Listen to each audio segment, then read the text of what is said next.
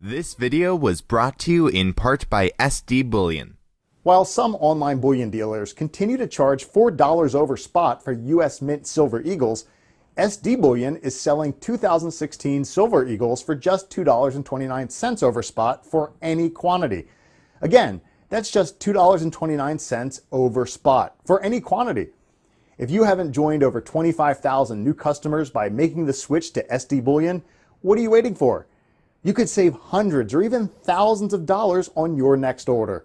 SD Bullion, the lowest prices, period. Moving to the questions and answers part of this interview, this first viewer is wanting to know, could you teach us about the most important types of derivatives and their purpose, especially those used for globalist control? Well, in the globalist control, in my books, the big thrust has been through the control of the cost of capital, which is interest rates. Of all outstanding notional amounts of derivatives, like when people say that J.P. Morgan has a derivatives book of 53 trillion, or Deutsche Bank has a derivatives book of 55 trillion euros worth, let's just say that 80% of those books are composed of interest rate products. And the two major interest rate derivative products are interest rate swaps and FRAs. And they both get slotted into a category called OTC swaps. And the FRA is a short-dated, and these two interest rate instruments, FRAs and interest rate swaps, they are both credit instruments. And these are the things that have been utilized by the Exchange Stabilization Fund, acting through their broker, the Federal Reserve, disseminating orders to commercial banks like Morgan, Citi, B of A, etc. And by utilizing these instruments and placing orders with the commercial banks, they can make the commercial banks captive buyers of any amount of debt that the U.S. Treasury wishes to issue, because they can effectively show institutions a very compelling risk-free profit if they sell these instruments at the right price to them in the OTC market, where institutions, for instance, like Morgan Stanley, can do a couple trillion or $8 trillion worth of this stuff in 3 months. They can book profit from it and effectively be recapitalized by booking the profit and rebolstering their balance sheet with these risk-free trades with the Treasury. And going back into the 2008, 2009 timeframe, we know for a fact that Morgan Stanley had a 3-month period where they reportedly put on $8 trillion worth of these things that then fell off 3 months later, which indicates that the instrument du jour for them at that time frame, they were doing FRAs, and they were doing FRAs with the Treasury, because at the time Morgan Stanley was such a poor credit in the credit markets that the only institution on the planet that would have the motivation and the heft to do that kind of trade with Morgan Stanley would have been the U.S. Treasury. And that was done. That was done in that time frame to keep Morgan Stanley from going bankrupt and to stealthily recapitalize them. And this kept Morgan Stanley in the game, because at that time, had Morgan Stanley gone bankrupt, it would have probably brought the whole U.S. dollar-centric money system down. Because we had suffered at that point, we had suffered a failure of Bear Stearns, which ultimately served, in my view, as a stealth recapitalization for J.P. Morgan. And then we had the Lehman failure, which in my view was another stealth recapitalization of J.P. Morgan. And if Morgan Stanley had gone down, just remember, folks, back in that time frame, Lehman effectively got swallowed by Morgan. Bear Stearns effectively got swallowed by Morgan. Merrill Lynch was married in an arranged marriage with Bank of America, and Morgan Stanley, it was widely reported in the mainstream press at the time that they were trying, and this is the 2008-2009 time frame, they were trying to marry Morgan Stanley to a bigger institution, and there were no takers.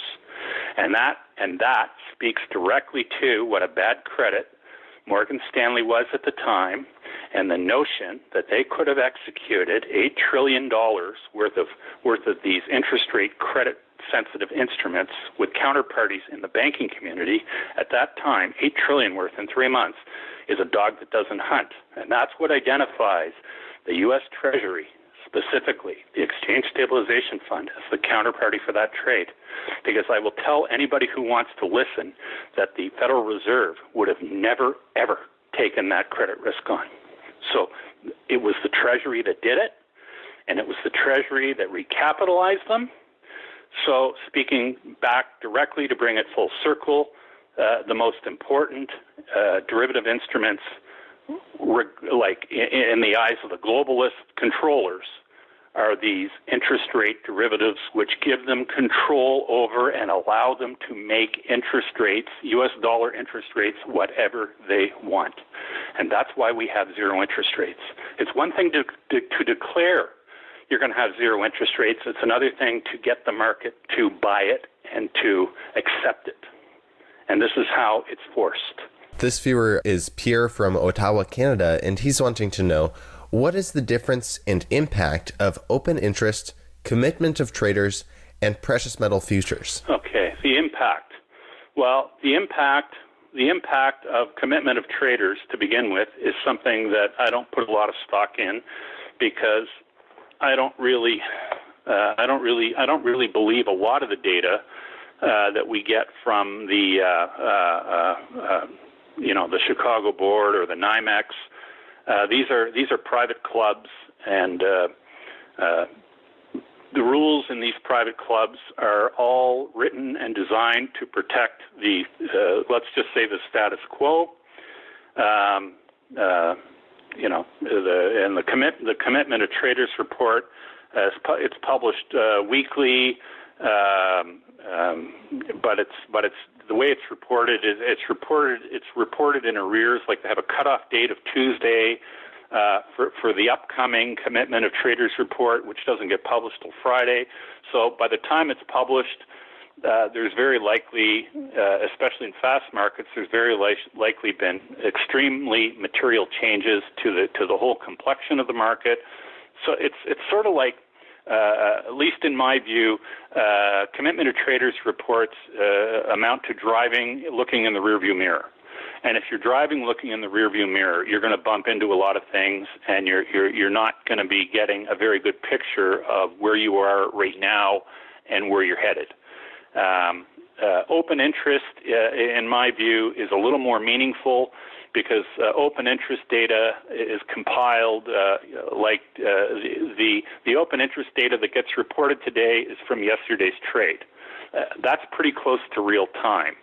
And that open interest data that we get, of course, relates to the amount of paper selling of contracts that are supposed to be symbolize fair and accurate price discovery for a futures contract. In the case of gold, a futures contract is supposed to represent, or does represent, 100 ounces of gold, and in the case of silver, a futures contract represents 5,000 ounces of silver.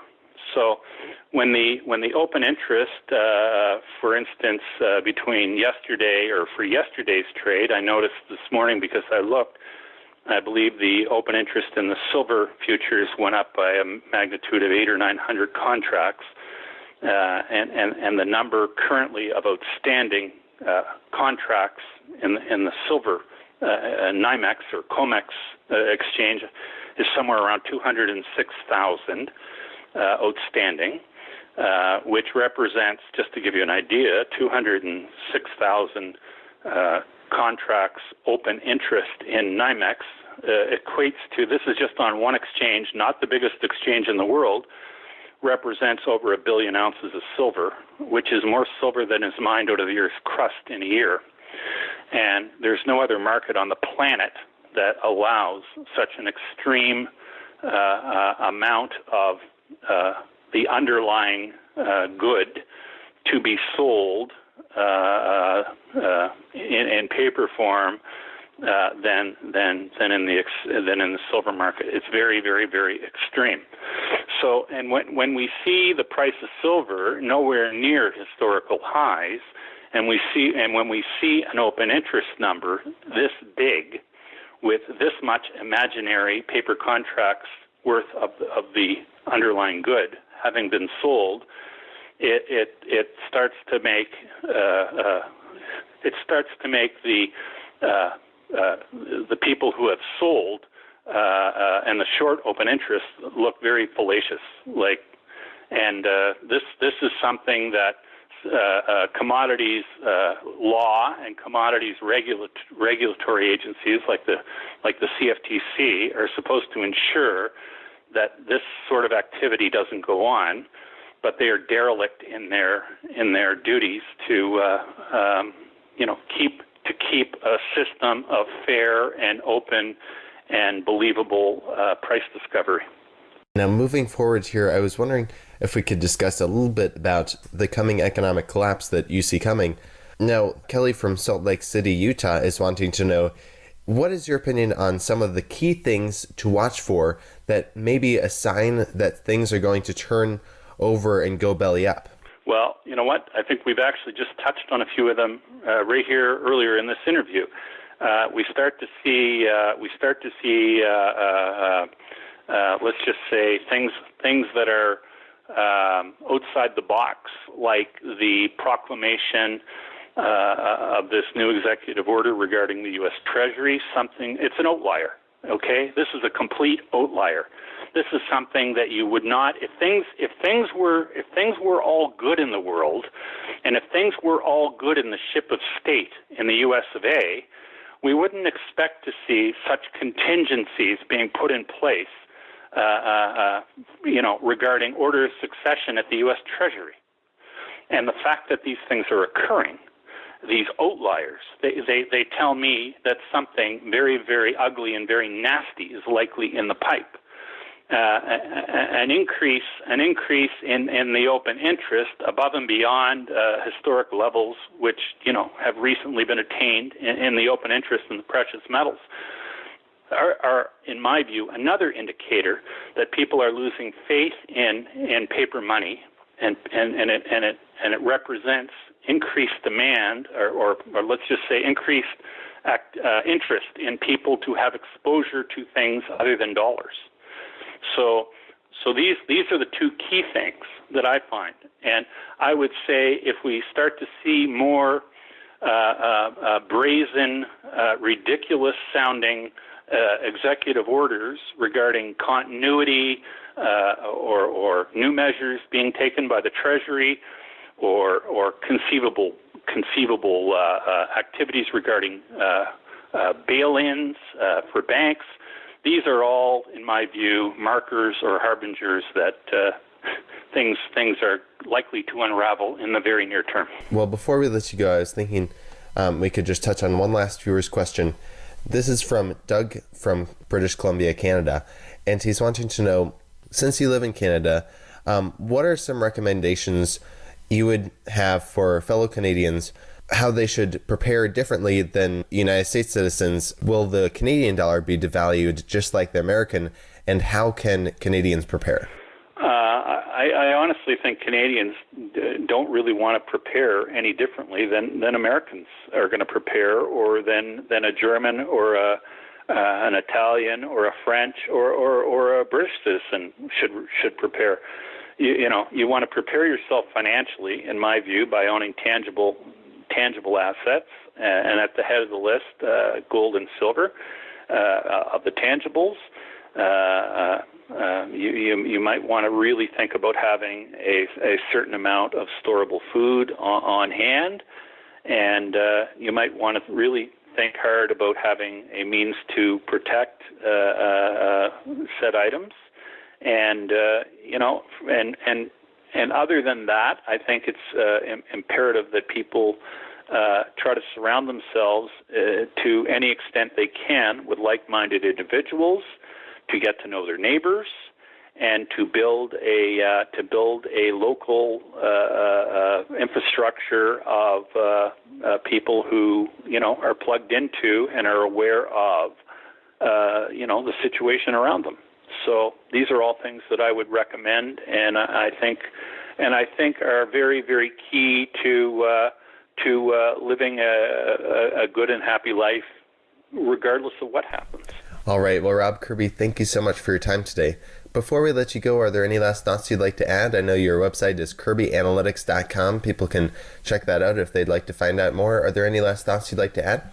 No, I just think everybody should take heed and be aware of their surroundings, and keep your eyes open, and and there's nothing wrong with having your spiritual house in order either. Definitely. Once again, Rob Kirby, thank you so much for your time. My pleasure, Elijah. This video was brought to you in part by ReluctantPreppers.com. Click here to watch Reluctant Prepper's latest interview with Rob Kirby. Alert! America is importing gold from Switzerland for the first time in decades. Rob Kirby of KirbyAnalytics.com joins Reluctant Preppers to sound the alarm. Jim Sinclair just blew the whistle that the amount of gold imported into the U.S. in May of 2016 mirrors almost to the ounce the gold demand for physical delivery on the COMEX. Shocking coincidence or inconvenient fact exposing that the gold shelves are bare? Kirby drills in deeper to bring us to the conclusion that we are close to a catastrophic economic collapse, and gives the evidence he sees as a clear writing on the wall. This interview is not to be missed.